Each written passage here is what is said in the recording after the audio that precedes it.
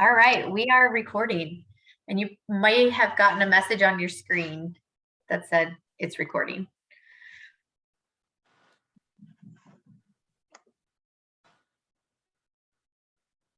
All right, I guess that's my cue to start talking.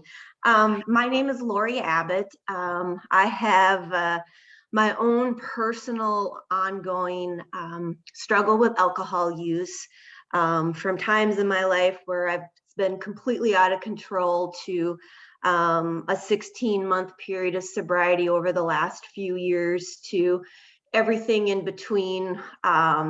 Doing a lot of the sober curious movement stuff. But tonight, with this being our first call, I decided that I was going to take a little bit different approach in what I was going to talk about with addiction. I have not only obviously my own issues, but I have what I consider to be a relatively unique experience to share that I think could be of value. I know I've got some friends in this group that fall into the category like myself, where we have our own struggles with alcohol, but we also have either been or are currently in the role of loving someone with an addict, and that brings up all kinds of very unique issues. So I'm going to share with you tonight some very personal, intimate details of a long-term relationship that I had with someone that I loved dearly. So this is all relatively new and still relatively emotional for me. So I usually do question answer. So this is the first time that I'm sort of telling all of this story out loud. So if I cry, that may happen. But anyway, I was in a very long-term relationship with a man. I call him Romeo. I have written a book. It's in the final draft writing revision stage right now with my editor. And he's referred to Romeo in the book. So when I speak of our relationship and my experiences, I will refer to him as that. I met Romeo about 10 years ago. Chance encounter at a bar down in Minneapolis. I was dating someone else. He was dating someone else. The four of us became friends. We hung out together, but there was always a really powerful connection between he and I. I stopped seeing the individual I was seeing, and a couple of months went by, and Romeo called and asked me if I was still seeing who I was seeing, and I said no. And we started dating, and it was a very fast relationship. Things happened more quickly than what I normally would do in a relationship. He had two little daughters. That became very, very important to me. When we first started dating, everything seemed relatively normal. After a couple of months of dating, I started noticing that his stories weren't always matching up to his whereabouts. He was always seemingly short of money. One day we were driving down the road, and he started pulling out these little bags, tiny little empty bags, and laid them on the dashboard of our vehicle, and was, I think now in hindsight, kind of testing me, like, did I know what these were? And I just kind of looked at him and didn't really say anything. And he's like, well, what, you aren't going to ask what these are? And I said, no. He was a construction worker, and construction workers are always pulling out odd little things and leaving them around the house. And it was almost like he was testing me for like what I knew and didn't know. And a couple of months went by in the relationship. And one day we were driving over to pick up his youngest daughter. And he told me that he had a headache and that he needed everything to go quiet in the vehicle. So I stopped my conversation with him, and I turned on the radio, and it was like he switched into a different person, and he instantly started pounding out and denting the dashboard of our vehicle, shattering the radio. It was like something came over him, and I started freaking out, and he pulled over to the side of the road, and he calmed down, and it was like he was coming out of a trance. And he explained to me that sometimes he sees red, And when he sees the color red, everybody needs to move out of his way because he needs to hit something until the vision stops. As the relationship progressed over the next couple of weeks, I noticed a change in his demeanor. He became very suicidal. We were not living together. He was living about 70 miles from where I was living at the time. And over a course of about a 6-week period of time, there was numerous times where I would get a phone call from him. He said he was in a vehicle, that he couldn't live like this anymore. He didn't want to live. He'd had a gun. He would be shooting the gun. I would hear bullets going off. The phone would go dead. I would run down to start looking for him. Just bizarre behavior. And one day he came home and from work, and we had dinner with his daughters, and he said, "I'm gonna go grab some cigarettes and a Mountain Dew." He said, "I'll be back in 5 minutes." He was gone. An hour went by, 5 hours went by, 3 days went by, a week went by. Well, that was his first relapse into meth and heroin. He eventually came home, and I told him that this was not a lifestyle that I could be around, and that I didn't want his daughters around. I was the only mom figure. He had 2 different moms for his daughters. They each had their own bouts and issues with addiction, and were really not in the picture. So the kids were bouncing around a lot between grandparents and our house. He told me he would get into treatment. He just needed some sleep and he would be fine. He vice gripped about 2 to 3 weeks of sobriety, clean, no alcohol, no drugs of any kind, but it was like walking on eggshells. His daughter dropped a carton of milk, and he threw the bowl across the room. He broke every piece of furniture that he could get his hands on. I flew out of the house with his daughter, came back the next day, and everything had been glued back together or fixed or bought new to make it look like nothing had happened. One night we were out driving around. He said he needed to make a stop at a casino. So he proceeded to go into the casino. He told me to wait into the car. So I waited in the car. He called a few minutes later and said he'd be down and to get ready because we needed to go run some errands because he owed some money. That was the first time of many times that I drove around one end of Minneapolis to the other end of Minneapolis while he was selling dope out of my vehicle, stealing, doing whatever he could to get money for his use and the money that he used that he owed his dealer. I had guns pulled on my head more than one time from individuals that he owed money to. One night we were driving around and he started seeing visions. He convinced himself that there was another individual in the vehicle with us. He began having conversations with this individual.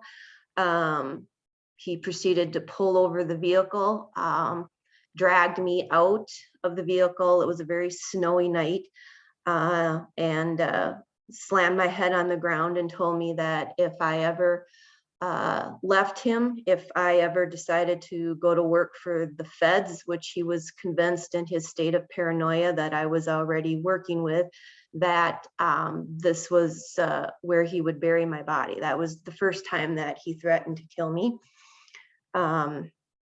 The second time he threatened to kill me, we were on an Indian reservation where he was selling dope, and he took my phone and said that he had recorded a conversation of me and began playing on this recording device something that was nothing but pure static.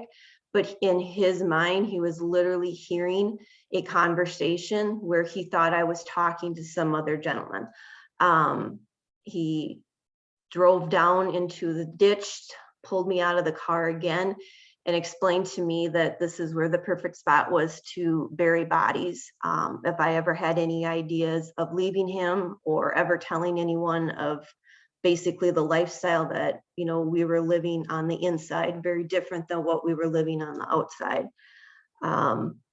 During this time when he was disappearing from the home, he was also collecting numerous felony charges. At one point in time, he had 8 warrants in 6 different counties in 2 different states. Eventually things caught up to him and he was arrested and sentenced to 14 months in prison. At first I was excited. 1, he was safe. 2, I was finally going to get out of this relationship and move on with my life. However, his hold on me was very powerful. And I stood by him through a 14-month prison sentence. We communicated every day. We had some conversations during prison visitation where I would fill in the blanks of some of the things that happened, and watching him hear things as if he was hearing them for the first time was overwhelming. He physically got sick twice in me just trying to explain in general terms some of the things that, he had done. We discussed the domestic violence that occurred in the home. He assured me that while in prison that he was doing anger management, that he was doing an intensive treatment program to deal not only with his addiction issues, but his mental health issues. And I believed him. And so when he came out of prison, we resumed our life together. We pursued custody of his youngest daughter. He was, I would say, vice gripping sobriety for about the first 6 weeks that he was out from prison. Thereafter, he relapsed again. This time the relapse was different. And it's one thing about watching someone that you love go through this is when you relapse from addiction, you don't start over. When you relapse back to the darkest, deepest spot you were the relapse before. And that's where you get to start. So every time he had this relapse, I thought, okay, he's hit his rock bottom. I've hit my rock bottom. It can't get any worse, right? Like it's not possible, but it does. And I told him up front that, that there was absolutely no way that now that we were getting custody of his daughter, that I was going to tolerate any part of the lifestyle that, I sort of fell into with him before. And he said that he understood that. 2 weeks later, we were planning a motorcycle trip down to the cities to visit friends. We were at this time now living in Alexandria. We moved out of the cities because he convinced me that he couldn't stay sober in a big city, but if we moved to a smaller town, it would help him. So of course I agreed to do that. And so we decided we were going to take a motorcycle trip down to Minneapolis to see some friends. I had a very distinct feeling that he had a relapse on meth again. All the obvious behaviors that he exhibited over the course of our relationship. However, this time it was different. He was very, very emotional, and drugs with Romeo typically resulted in a very withdrawn, angry, volatile man. That I learned to deal with. But with this particular relapse, it was different. He was emotional. He was crying. And the days before we left on this motorcycle trip, he kept telling me, I need to tell you something. I need to talk to you about something. And I'd say, okay. In the back of my mind, I'm thinking, okay, he's relapsed again. And this time, he's addressing it with me up front, right? But I couldn't get him to talk about it. So we decided, hey, we're going to get away. We're going to go on this motorcycle trip. Maybe that'll get us out. Motorcycling was our jam. It's what we did. It would be a good idea for us. So we get down to the cities and we start out on this bike run. And he kept wanting to withdraw from the crowd. He would be making frequent stops. He would come back. We'd get on the bike. He started asking me questions like, why did I love him? just bizarre behavior and crying. And he just had tears running down his face the whole day. I have never seen him cry, not one time through all the relapses. I saw a lot of emotion, a lot of regret, but never tears like this. It was very eerie. He was very fragile in a way that I hadn't even seen before. And about halfway through the bike run, he decided that he was done and we were going to go back to the hotel. And so we got off the bike, and I remember that he told me to go in and get checked in. So I assumed he was gathering our belongings off of our bike like normal and was bringing him into the hotel room, but he wasn't. He was just standing by the bike staring at me. So I asked him what was going on, like, why aren't you getting our stuff together? Or are we going to go in and, sit down or whatever? And he's like, just go in. So I went into the hotel room, and I laid my purse down on the bed. He picked up my purse and he went into the bathroom and started smoking meth. And I started yelling at him. What was he doing? What the F was going on? I'm getting out of here. So I realized at that point in time that I didn't have my phone. He had my phone. So he came out of the bathroom and he sat down on the bed, and he without going into details, did an act with the intent of taking my life. At the time that it was happening, I was under the impression that it was going to be a situation where he was taking my life and his at the same time.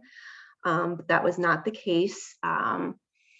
As I was laying on the floor, I remember him looking up at me, or looking down on me, saying, "Don't worry, it's going to be over really fast. This is going to be over really fast. Don't worry." And it wasn't. I started freaking out. He kept saying, "It wasn't supposed to go like this. This shouldn't be taking this long. What the F is going on? You need to calm down." He began paranoid. He began racing around the room. And I eventually got out of the hotel room by the aid of a friend. Romeo went on the run. He was on the run for about almost a year, and he was eventually arrested. He had, during this relapse time, accumulated a few new offenses, including 2 felony DWIs. So he was arrested and eventually sentenced to prison. I did not cooperate with the police when they asked me what happened to me. All I did was lie, because that's all I knew how to do. I knew how to protect Romeo. I knew how to protect his daughters. I didn't know how to protect myself.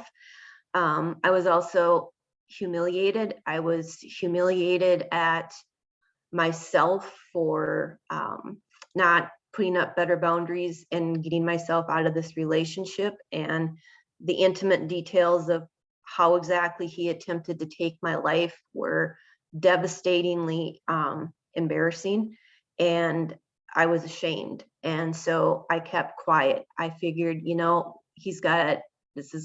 will be his 3rd time going back to prison. He will be sentenced and put away and out of my life. I can take the easy way out and just let that happen. And then I have spent the last 3 years of my life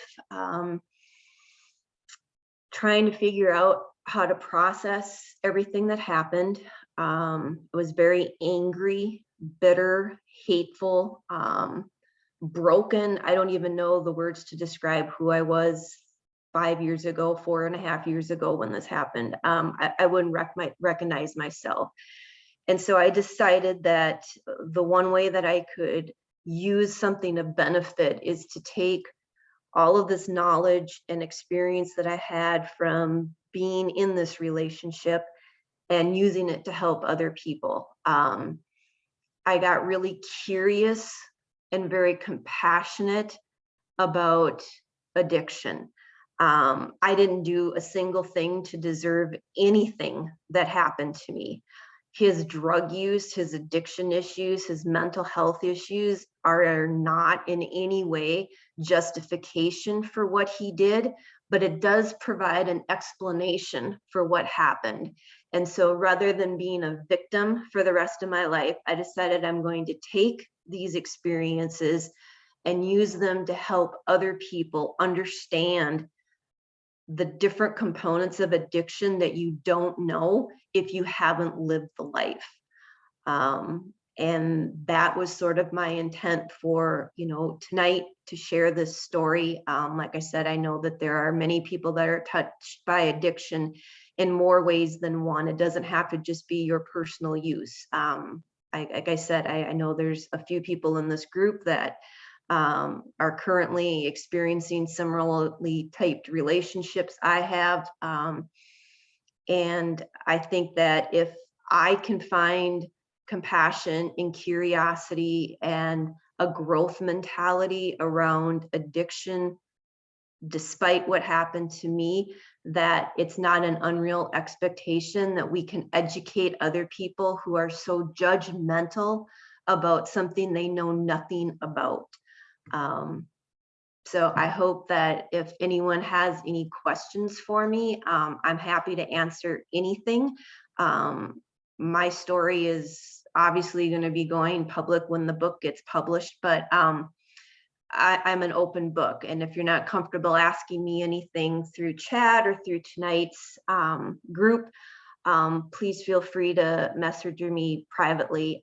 Like I said, there's no questions about either my experience or my own struggle with alcohol that I will not answer. So that's about all I have for you folks tonight. Are you the Juliet in the book?